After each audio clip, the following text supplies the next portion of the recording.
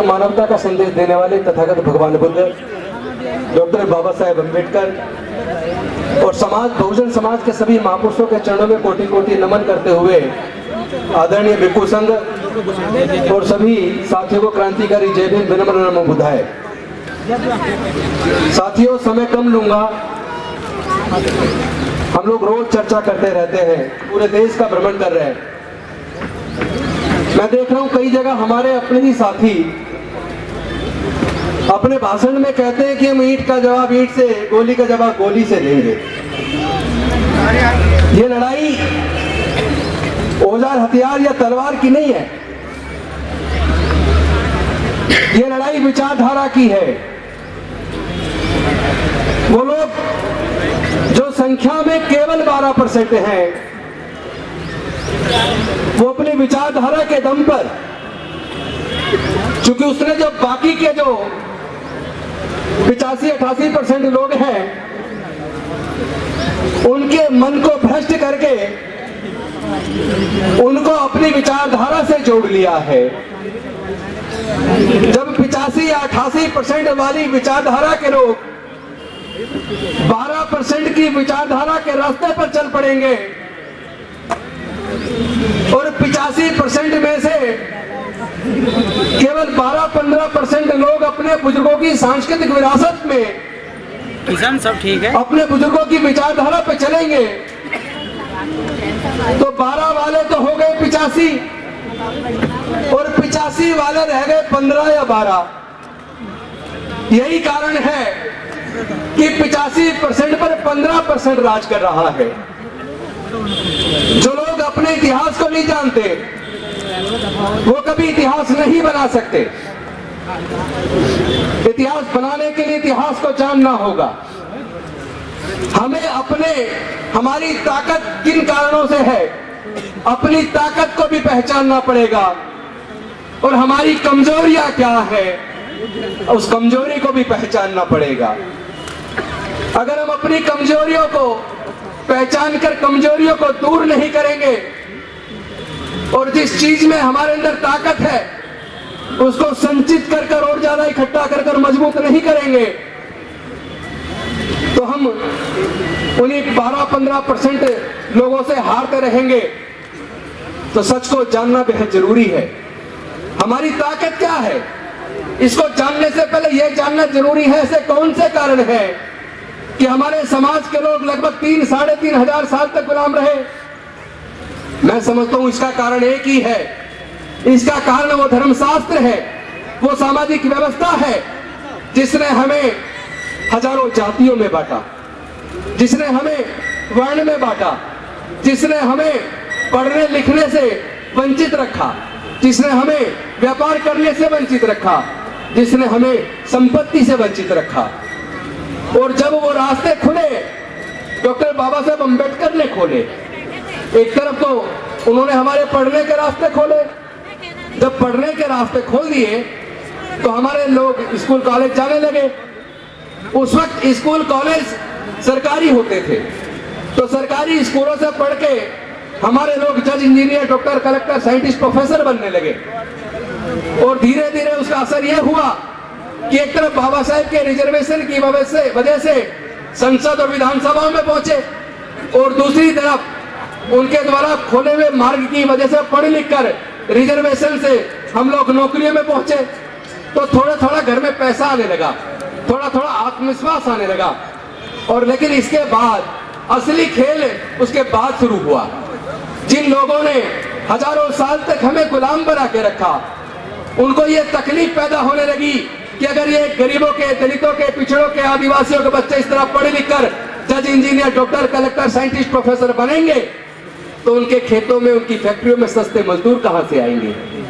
और वहीं से उन्होंने षड्यंत्र चालू किया और उस षड्यंत्र का मैं पर्दाफाश करने आया हूं, क्योंकि मैंने इस बात का सर्वे किया है कि जो सुप्रीम कोर्ट, हाई कोर्ट के अंदर जो जज हैं वो सरकारी स्कूल से पढ़े हैं या प्राइवेट से पढ़े हैं। जितने सीनियर ब्यूरोक्रेट्स हैं, senior doctor, senior engineer, senior scientist, senior professor हैं, वो सरकारी स्कूल से पढ़े हैं या प्राइवेट से पढ़े हैं। मेरे सर्वे में ये निकल कर आया 97% से 98% के बीच सुप्रीम कोर्ट, हाई कोर्ट के जज, ब्यूरोक्रेट्स, डॉक्टर, इंजीनियर, जज, साइंटिस्ट, प्रोफेसर, वो सरकारी स्कूलों से पढ़े हैं। यानी कि सरकारी स्कूलों में पढ़ाई अच्छी थी। फिर ऐसा कौन सा कारण है, लगभग 40 साल पहले एक षड्यंत्र रचा गया कि अगर इसी तरह दलितों, पिछड़ों, आदिवासियों, गरीबों के बच्चे पढ़ लिख कर अगर ये जज, इंजीनियर, डॉक्टर, कलेक्टर बनते रहे तो उनको सस्ते मजदूर कहां से मिलेंगे, और जो पढ़ जाएगा वो जग जाएगा, जो जग जाएगा वो सवाल पैदा करेगा, वो जो सवाल पैदा करेगा उसको बेवकूफ बनाकर उसका वोट नहीं जीत सकते।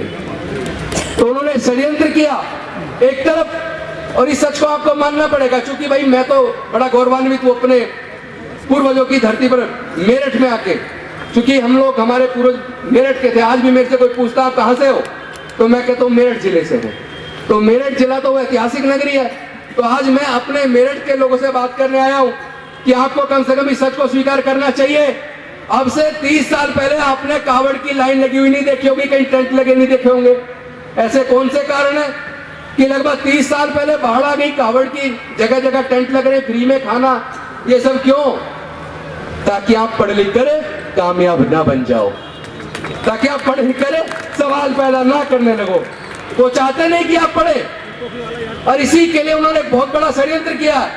जब हमने LLB की, लॉ करके वकील बनने का खर्चा लेके प्राइमरी स्कूल से और लॉ करके एडवोकेट बनने तक का मैंने पूरा खर्चा जोड़ा, तो मेरी पढ़ाई पे लगभग 8,000 रुपया खर्च हुआ वकील बनने तक।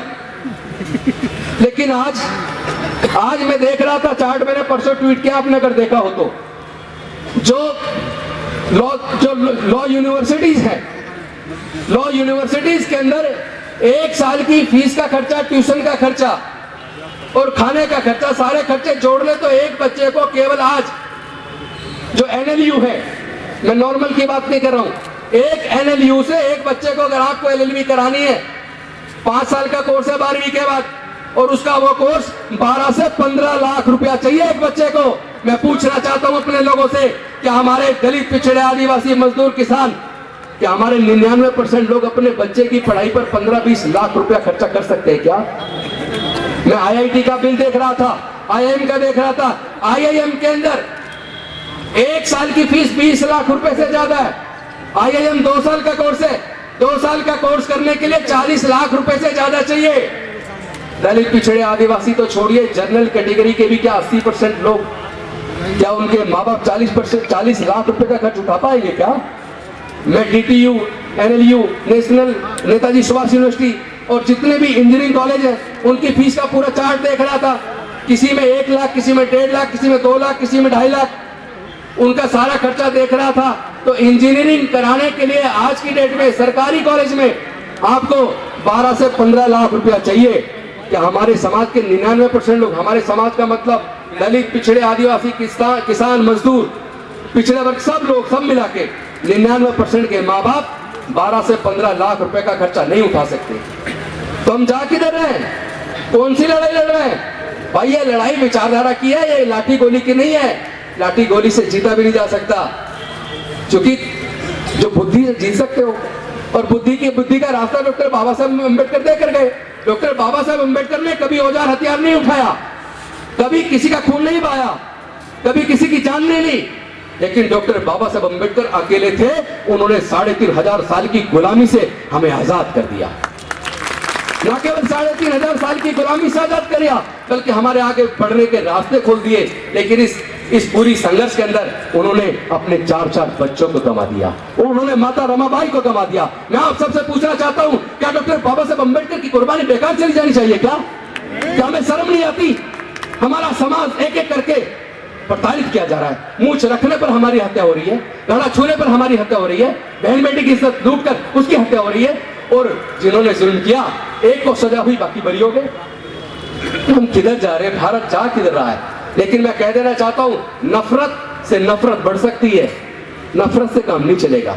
हम नफरत का जवाब अगर नफरत से देंगे, कभी भी जीत नहीं पाएंगे, और कभी भी भारत बुद्ध का भारत, डॉक्टर बाबा साहब अम्बेडकर के सपनों का भारत और बहुजन समाज के महापुरुषों का सपनों का भारत नहीं बन पाएगा। भारत को जीतना है तो प्यार से जीतना पड़ेगा।